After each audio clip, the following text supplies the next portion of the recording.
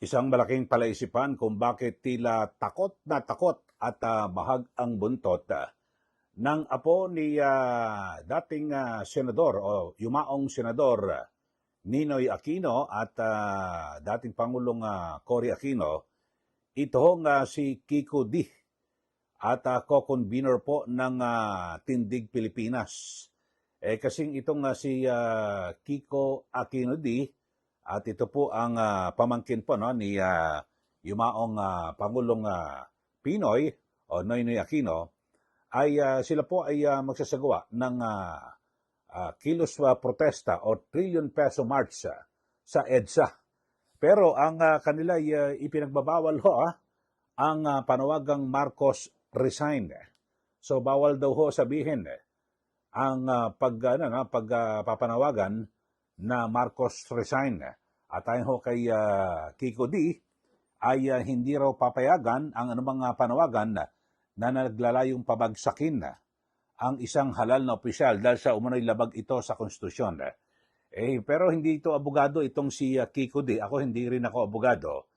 Pero sa tagal ko na nagko-cover ng mga kababayan hindi po labag sa ating saligang batas sa ilalim po ng 1987 Constitution na binalangkas po ito sa ilalim po ng kanyang lola, no?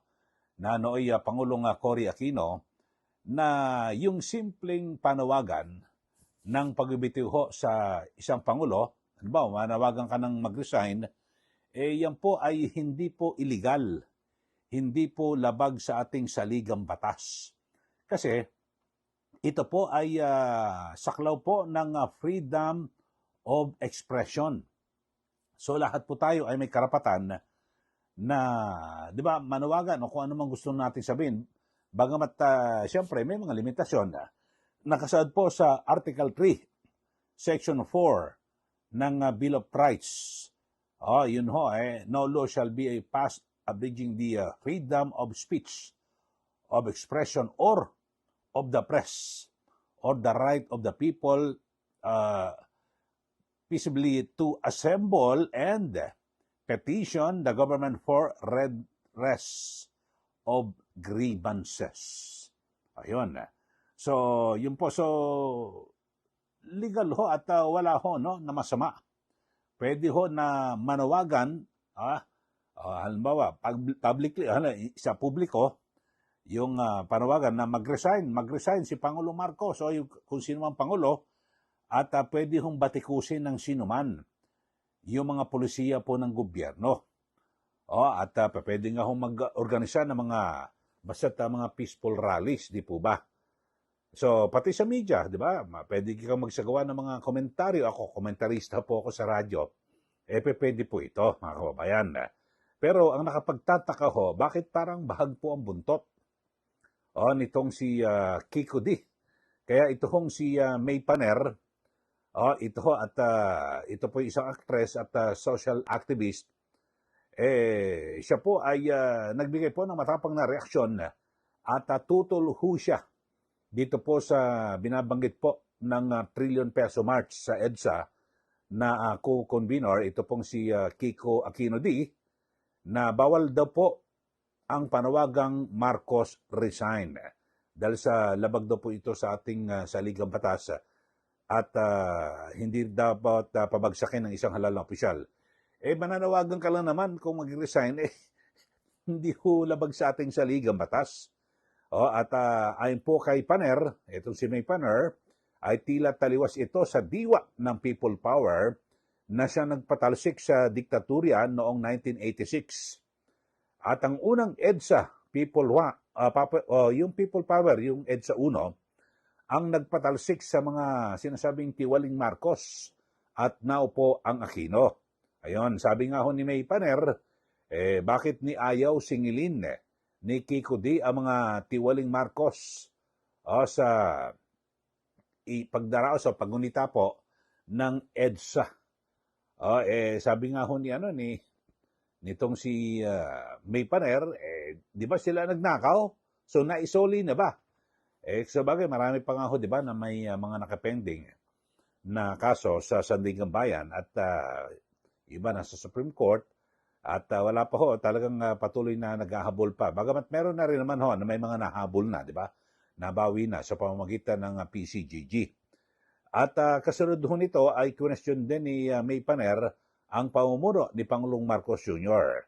Ang tanong niya, tanong niya, si BBM ba matino? At inuugnay pa niya ito sa posibleng takot sa political na implikasyon. Ayon. So, yun po mga kababayan. At dapat hindi po ipagbawal ang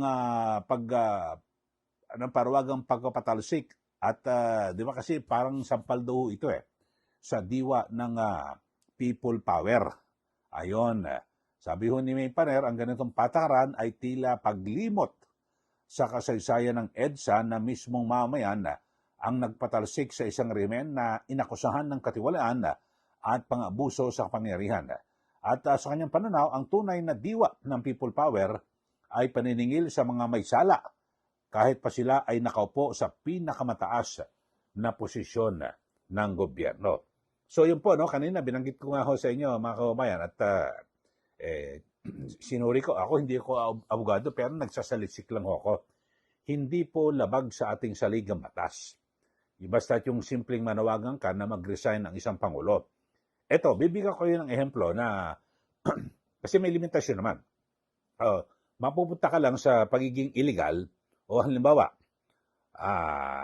yung iyong panawagan ay may kasamang ibang halimbawa, yung inciting violence or rebellion, sedition o mga ganon at mananawagan ka na patalsikin ang Pangulo at gumamit tayo ng puwersa at halimbawa talagang manggugulo kayo, di ba? Yung public disorder at or destruction of property, magsusunog kayo ng kung ano-ano, yun po ang bawal. Pero kung sakaling isang simpleng statement, nasasabihin dapat mag-resign ka na, Mr. President, Ginoong Pangulo, dahil sa ang dami mong hindi natupad na mga pangako at nagpapatuloy yung katiwalian sa ating gobyerno. Di po ba pwede ho yun? Pwedeng batikusin ng mga pulisiya ng Pangulo at mismo ang Pangulo.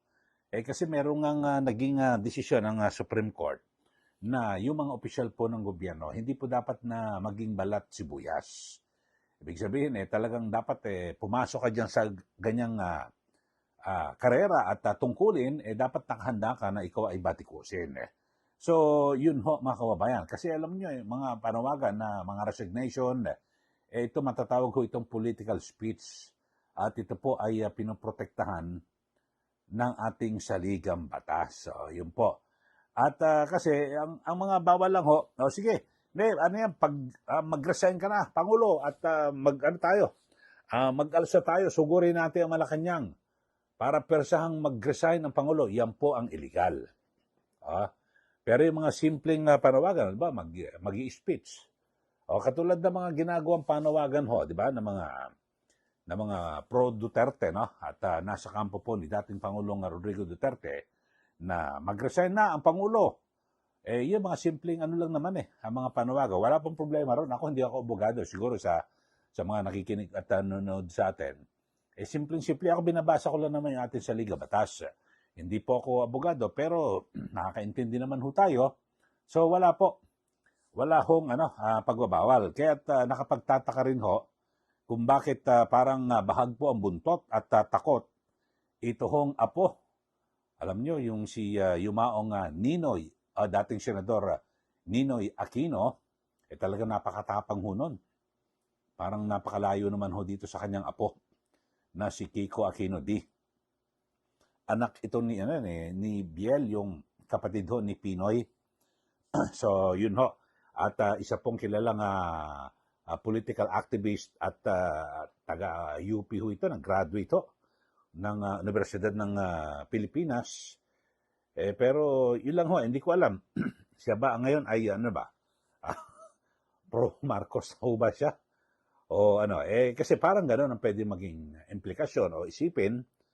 Dahil bakit? Kasi alam niyo ho, yung EDSA rally, yung EDSA 1, kasi diyan po nagsimula yan noong 1986 ay na kung saan ay 'di ba pinaltalsik sa pamamagitan ng mapayapang revolusyon at pag-aaklas ng taong bayan kung kaya't natanggal po sa pwesto yung tatay ni Pangulong Marcos Jr., 'di ba? Yung si Senior at naipatapon po sa Hawaii, 'di ba? At doon naman po inabutan ng kamatayan. So, yun ho mga kababayan at tapos nung naiuwi rito yung kanyang mga labi at doon sa Ilocos Norte, tapos ang pinakamatindi ho rito, napakarami ho ng mga administrasyon.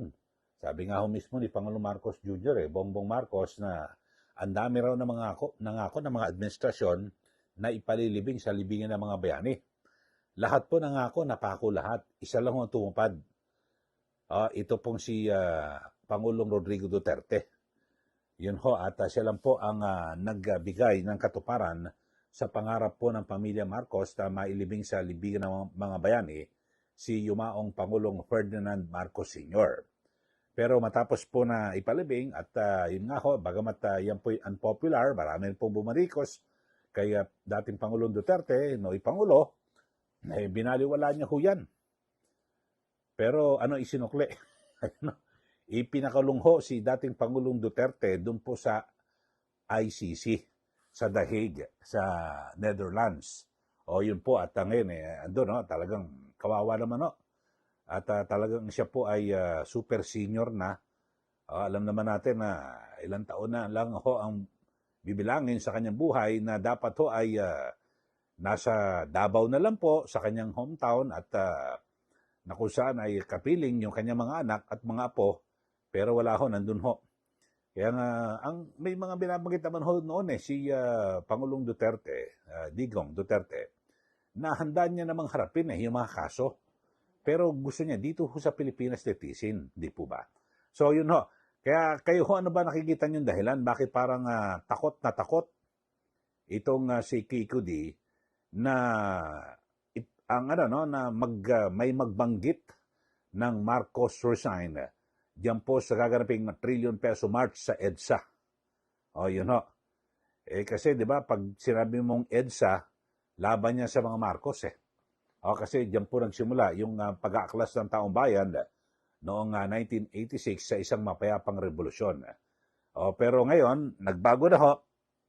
Yung apo na ho ni yumaong Senator Ninoy at yumaong Pangulong Cory Aquino, yung namumuno o co-convenor ng Tindig Pilipinas, yun ho, takot ho na bawal daw ho magbanggit ng Marcos resign. Kaya nga itong si May Paner, isa rin pong actress at social activist, hindi po siya sang-ayon dito po sa naging pahayag ni Kiko Aquino D na ipinagbabawal ang Marcos resign. Kayo ho, ano nakikita niyo hong dahilan, mga kababayan?